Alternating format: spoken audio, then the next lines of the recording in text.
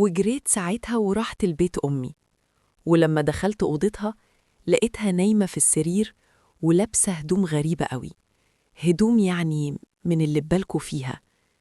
أمي كانت على علاقة بجوزي من أول ما بدأت تحسن علاقتها بيا. أنا وفاء، عمري دلوقتي 30 سنة. مش عارفة بصراحة أبدأ حكايتي منين ولا أقول لكم أولها إيه وآخرها إيه. لكن أنا بابا وماما اتطلقوا من زمان، وهي دي كانت مشكلة حياتي. وأنا اتربيت في بيت أهل بابا مع بابا وجدي وجدتي، وما كانش ليا إخوات وهم ما خلفوش غيري. ولما بابا طلق ماما زمان، بعد كده هو رفض يتجوز تاني وعاش علشان يربيني، رغم إن تيتا وجده وبرضو أعمامي وعماتي ياما نصحوه إنه يتجوز ويكمل حياته مع واحدة تانية، لكن هو رفض يتجوز تاني. وأنا طبعاً معرفش سبب طلاق بابا من ماما كان إيه، لكن اللي كنت أعرفه إن ماما كانت ست حلوة قوي، وهي متجوزة بابا حصل مشاكل كتير قوي ما بينهم، وهي دي اللي عملت له عقدة من كل الستات. وماما لما اتطلقت هي اختارت تسيبني لبابا علشان يربيني، وهي بقى تعيش حياتها وتتجوز.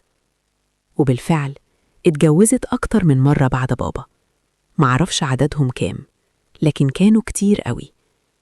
أما علاقتي بيها طول السنين اللي فاتت فهي بصراحة كانت بتتصل بيا على طول، وكمان كانت بتيجي يزورني، ده لو كانت في مصر طبعاً ومش مسافرة، وكانت مدة الزيارة بتبقى ساعة أو ساعتين كده كل شهر. وعلى فكرة بابا عمره ما منعها إنها تشوفني، ولا عمره حدد لها تقعد معايا قد إيه. وجريت السنين وبدأت أكبر، وكانوا أهل بابا، جدي وجدتي وأعمامي وعماتي، كنت كل كام سنة كده لما كنت بشوفهم مرة. وعلى فكرة أنا عمري ما سمعت بابا أو حد من أهلي بيتكلموا عن ماما وحش، ولا بيقولوا عليها أي حاجة غلط. وعدت السنين وأنا كبرت الحمد لله، وخلصت كلية واشتغلت، وفضلت برضو عايشة مع بابا وجدي وجدتي. بس لو عايزين تعرفوا رأيي، أنا كانت عايشة حياتها بالطول والعرض، وأنا مقدرة جدا إن بابا مرضيش يتجوز بعد ما طلق ماما علشان ما يجيبليش مرات أب. وأنا لما اتخرجت من الكلية وقتها اشتغلت في شركة كبيرة، واتعرفت فيها على واحد زميلي في الشغل، وأنا وهو حبينا بعض قوي. وهو لما طلب يتجوزني بصراحة أنا فضلت فترة كبيرة جدا مترددة قبل ما أخد القرار، وما اتجوزتوش إلا لما كنت فعلا متأكدة إني هكون سعيدة معاه. ولما جيت أتجوز عزمت ماما في فرحي زيها زي الغريب، وهي بصراحة أمي كانت حلوة قوي قوي، ولفتت كل انتباه اللي في الفرح بجمالها، وما حدش كان مصدق أبدا إن هي دي أم العروسة. وهي كانت أحلى مني بكتير، خصوصا إنها ما كانش باين عليها سنها أبدا، وهي خلفتني وهي عندها 20 سنة، فما كانتش كبيرة. وبعد الفرح بكام يوم جات البيت وباركت لي، ولحد الوقت ده كانت شافت جوزي مرتين 3 في الخطوبة ومرة في الجواز.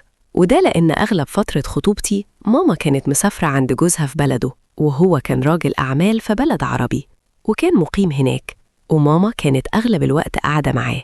وعدى كام سنة على جوازي، وكنت في منتهى السعادة مع جوزي وعايشة الحياة اللي كنت بحلم بيها، وخلفت ولد وبنت.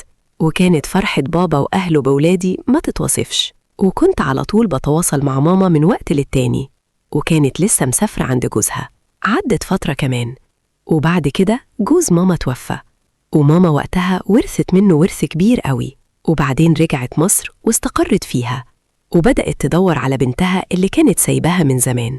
ولما رجعت مصر اشترت شقة جديدة وفرشتها وقعدت فيها، وبقت على طول بتتصل بيا وبتجيلي وبتقعد معايا وبتتكلم، وقالت لي إنها نفسها تعوضني عن كل السنين اللي فاتت، وعايزاني أنا وهي نبقى أم وبنت بجد.